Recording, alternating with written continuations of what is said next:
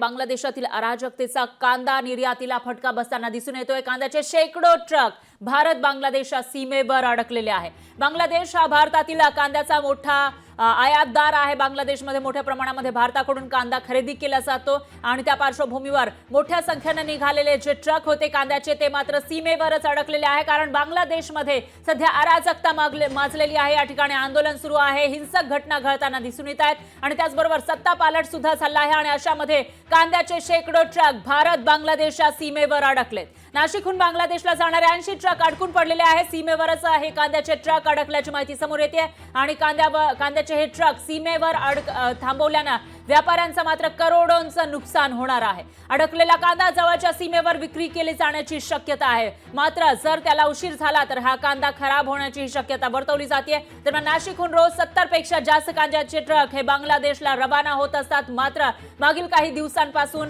बांगलादेशमध्ये हिंसाचार भडकलेला आहे। त्या ठिकाणी तख्तापालट झाल्याचं पाहायला मिळते। तिकडच्या पंतप्रधानांनी राजीनामा दिला आहे, नवीन सरकार स्थापन होणार आहे, पण त्याच्या आधी मोठ्या प्रमाणामध्ये हिंसक घटना घडताना दिसून येत आहेत आणि नवीन सरकार कधी स्थापन होणार, कसं असेल, त्यांचं धोरण काय असेल याविषयी शंका असतानाच आता आपल्या देशातून महाराष्ट्रामधून जो कांदा बांगलादेशला पाठवला जातो तो मात्र सीमेवरच अडकून पडलेला आहे आणि हा कांदा आता आजूबाजूच्या सीमा भागातील परिसरामध्ये विकला जाण्याची शक्यता आहे। दरम्यान याविषयी अधिक माहितीसाठी आपले प्रतिनिधी महेश महाले हे नाशिकमधून आपल्यासोबत जोडले गेले आहेत।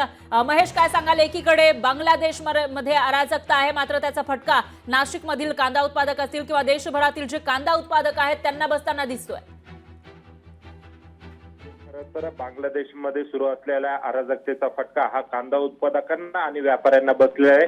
जवळपास नाशिकहून रोजचे 70 ते 80 जे ट्रक आहे हे कांद्याला रवाना होत असतात। जवळपास एका ट्रकमध्ये हा 30 टन कांदा असतो, म्हणजे सुमारे शेकडो टन जो कांदा आहे तो बांगलादेशच्या सीमेवर अडकून पडलेला आहे। तो खराब होण्याची देखील शक्यता आता वर्तवण्यात येत आहे। खरं तर बांगलादेश हा सर्वात मोठा कांद्याचा आयातदार समजला जातो। 75% जो कांदा आहे तो बांगलादेश आपल्याकडनं घेत असतो आणि याचा जो फटका आहे आता तो कांदा उत्पादक शेतकऱ्यांसह व्यापाऱ्यांना बसलेला आहे। खरं तर आताच कुठेतरी कांद्यावरची निर्यात बंदी ही उठवलेली होती आणि 2 पैसे जे होते ते व्यापारी आणि शेतकऱ्यांना मिळत होते, मात्र पुन्हा एकदा अशा पद्धतीने बांगलादेशमध्ये अराजकता माजली आणि त्याचा जो फटका आहे तो कांदा उत्पादकांना बसलेला आहे आणि व्यापाऱ्यांचं जे आहे ते करोडोंचं नुकसान या ठिकाणी होत आहे। त्यामुळे हा जो कांदा आहे तिथे अडकून पडलेला हा तिथल्या जवळपासच्या गावांवर विक्री केली जाण्याची देखील शक्यता आहे। एकूणच शेतमाल आयात संदर्भात हा सर्वात मोठी ही घडामोड आहे। याचा जो फटका आहे तो महाराष्ट्रातील कांदा उत्पादक आणि व्यापाऱ्यांना बसलेला दिसून येतोय। निश्चितच महेश, आता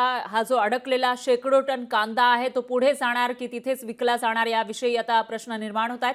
दरम्यान धन्यवाद तुम्ही दिलेल्या या सविस्तर माहितीसाठी। याविषयीची अपडेट आपण तुमच्याकडून घेत राहूया।